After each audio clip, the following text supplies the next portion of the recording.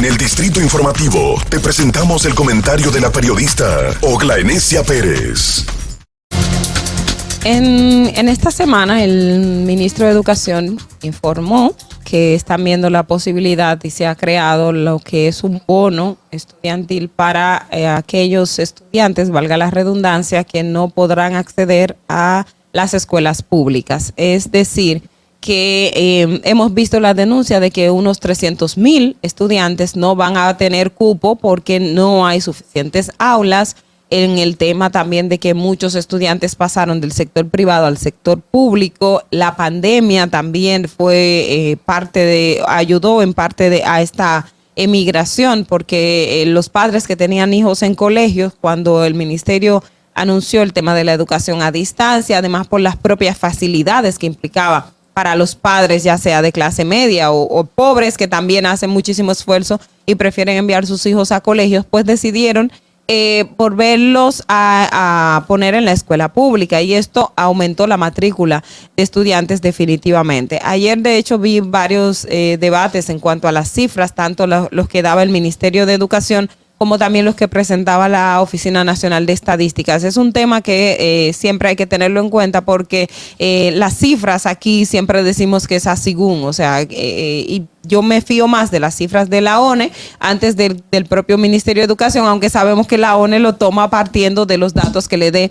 el Ministerio de Educación. Indiscutiblemente de este punto, o sin centrarme en este punto, el tema de las escuelas y que falta escuela, que faltan aulas, es el día a día de cada año escolar. O sea, no es la primera vez que vamos a tener este mismo asunto. Cuando va a empezar el año escolar, las escuelas no están listas, o faltan escuelas, o los docentes no son suficientes. O sea, es el mismo ciclo que tiene el Ministerio de Educación a lo largo de todos estos años. Y una vez se aprobó el 4% que se empezó a la construcción de las escuelas, que se dijo que primero hay que tener infraestructura para luego garantizar el tema de la educación de calidad, que el proceso era infraestructura, capacitación docente, es decir, mejorar la calidad de los docentes y también extender el tiempo y darle alimentación a los niños en las escuelas. Pero siempre, cada año escolar ha sido la misma dinámica. No tenemos aulas listas, nos faltan docentes, van a quedar una matrícula de estudiantes fuera. Entonces ahora con esta salida,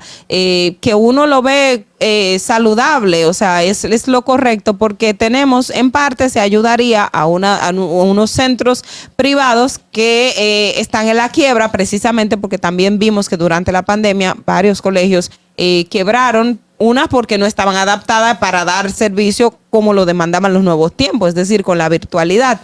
Y otra también, que estudiantes del sistema público no queden sin recibir docencia, porque si el niño no ingresa a tiempo a las clases, pues va a perder un año que es significativo para su formación, es decir, para su vida adulta. Ahora bien, algo que no se debe pasar por alto, y es que el ministerio debe de investigar qué pasó con las escuelas. ¿Por qué no están listas? Porque recuerdo que cuando el pasado ministro de Educación presentó el plan de educación a distancia, uno de los principales pilares, y recuerdo que en ese lanzamiento que se hizo en la Plaza de la Bandera, se dijo, se va a trabajar en la reconstrucción de aulas, y vimos a Fulcar hasta pintando aulas después que se anunció esto, que se estaban reconstruyendo las aulas. Entonces ahora resulta que no tenemos aulas. ¿Qué pasó con ese proceso de reconstrucción de aulas que iba a llevar el ministerio? Otro elemento, el presidente de la República, durante una reunión con los directores de medios, hablaba precisamente de las condiciones de unos 700 planteles. Algunos,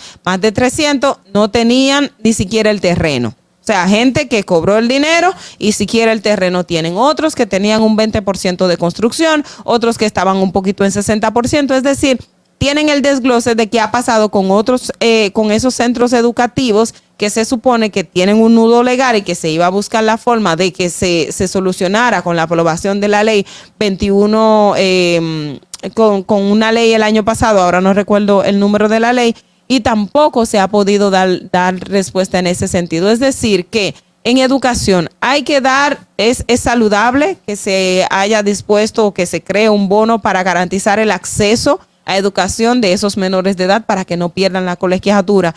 pero también es necesario que se abra una investigación y que se determine qué va a pasar con cada plantel. Reiteramos, lo que ameritan que se haga una sanción penal y que haya que ir a lo penal, pues hágalo. Pero aquello que es administrativo, usted puede hacer una rescisión del contrato, usted puede hacer otras modalidades para dar respuesta a que los estudiantes tengan esas aulas, pues entonces hágala y no esperemos a que se abra una investigación penal en todo el sentido de la palabra. Hay cosas que se pueden hacer, hay cosas que se pueden ir avanzando y es indispensable para entonces no tener ese mismo problema, porque si ahora tenemos 300,000 y no hemos aceptado a los menores de 3 años de edad para que inicien la escolaridad, pues el próximo año esos 3,000 se volverían unos 600,000. Porque no calcule usted cuántos estudiantes menores a partir de 3 años tendremos para el próximo año, y si educación, como lo anunció el presidente, efectivamente le da el acceso a estudiantes a partir de los 3 años, la matrícula de los que van a necesitar ingresar a las aulas pues se va a duplicar o triplicar. Entonces ese círculo vicioso tenemos que cerrarlo, porque al final los perjudicados son los propios estudiantes y la sociedad dominicana en sentido general. Fernando. Distrito Informativo.